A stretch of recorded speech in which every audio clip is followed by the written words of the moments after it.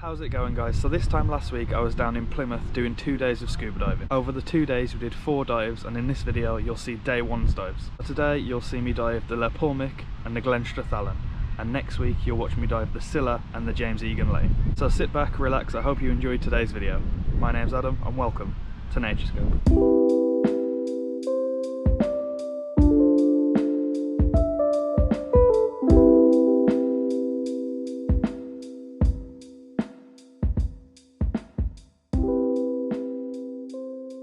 We woke up and the weather looked really promising, so we put our kit on the boat, put our dry suits on, and we began to set sail for the site of the Poulmic wreck.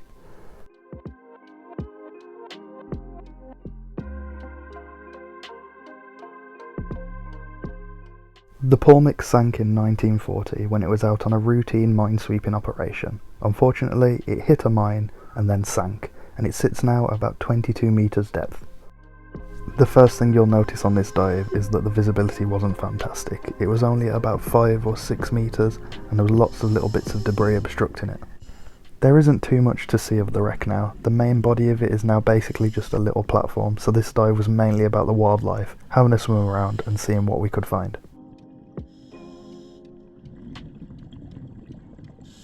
There were lots of large kelp beds, lots of large seaweed beds and little bits of reef dotted around the place, which made it quite difficult to spot things, but also meant that a lot of life lived amongst it.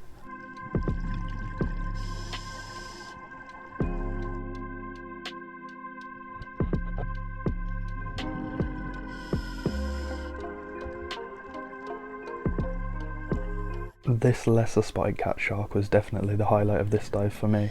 We spotted it just on a little bit of rubble, sat at the bottom of the sea, and it was just chilling, really calm, letting us swim around it.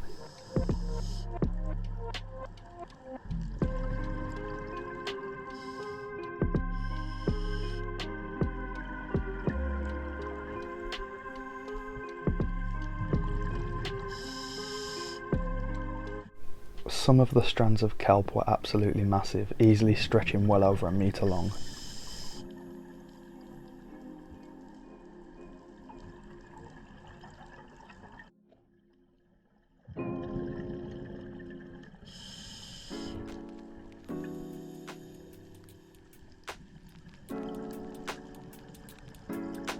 The video doesn't do it justice, but this pollock in the distance was absolutely huge.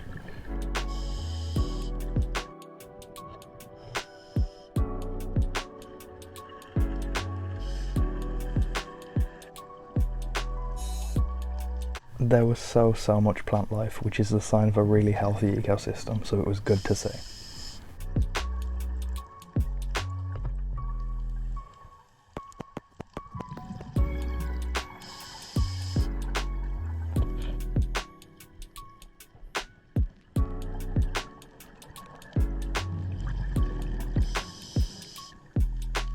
I'd never seen one before, but I think this is a bloody Henry starfish.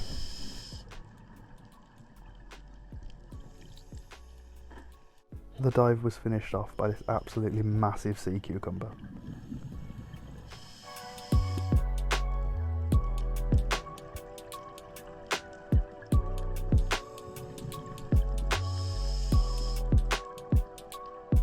When we got back to the boat, we had about an hour or so interval between dives, and then we began to head over to our next site, the Glen Strathallan.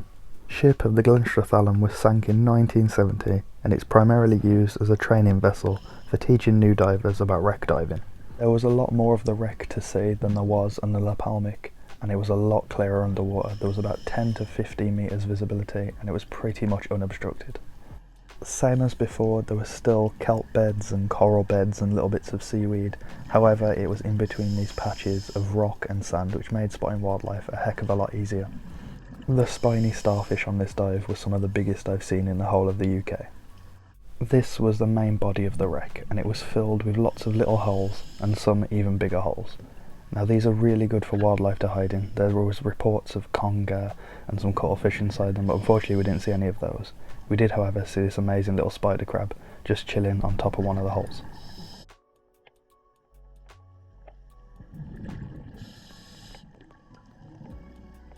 These were the smaller holes I was talking about, so if you have a torch they're perfect to look inside. They're amazing for little things like eels to slip in or even smaller crabs. and there's a lot of fish surrounding the wreck.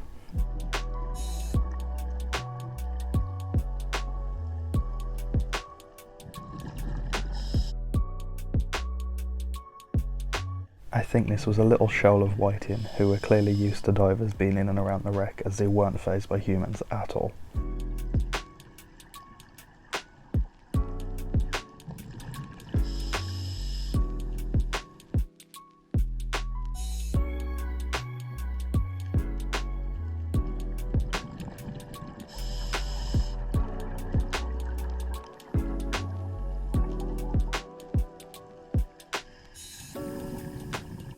Like I said before, the spiny starfish on this dive were some of the biggest I've seen in the UK. Spiny starfish are the UK's largest starfish species, and these must be reaching maximum size.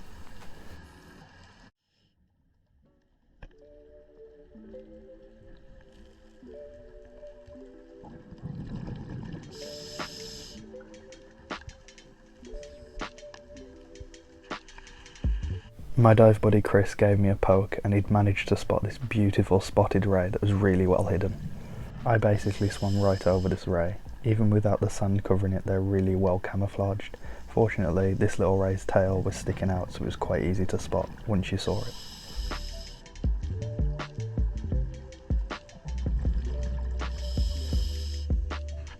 With the ray thinking it was buried, it must have thought it was really well camouflaged, so didn't move, which meant we could get some really good shots of it.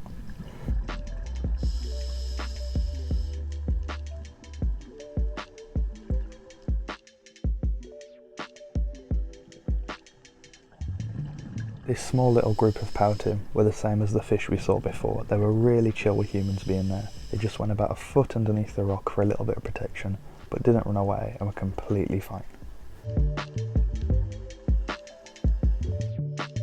I managed to get a really clear shot of this spider crab just hanging onto the very edge of a bit of the wreck that had broken off. It was pretty cool to see these really huge crabs up close.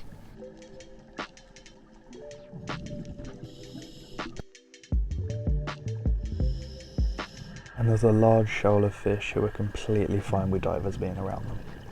They didn't even really move until I was right alongside them. It just shows how good this wreck is for wildlife, and that the wildlife is comfortable around the wreck and around the divers.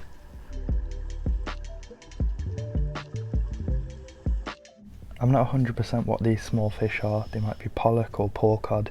If you have any better ideas, let me know in the comments.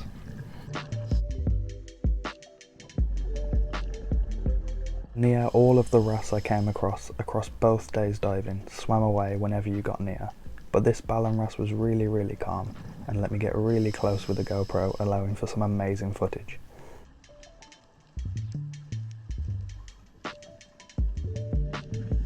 We spotted this at the end of the dive, and I'm not 100% what it is, but I think it's some species of sea sponge. If you know what it is, leave a comment below. And that was the end of the day's diving. We swam back along the kelp, let off our DSMB to signal to the boat where we were, ascended, and then got back on the boat. It was a fantastic day's diving. The weather held out, overall the visibility was fantastic, and we saw some of the best British sea life that we're ever going to see diving. Remember to keep an eye out for next week's video, where I'll be diving the Scylla and the James Egan Lane wrecks. If you enjoyed the video, remember to leave a like, it really helps us out. Have you ever been diving in Plymouth? If you did, what did you see and what wrecks did you dive? Leave a comment below and subscribe to not miss next week's video and any future videos from us. I hope you enjoyed. Thanks for watching.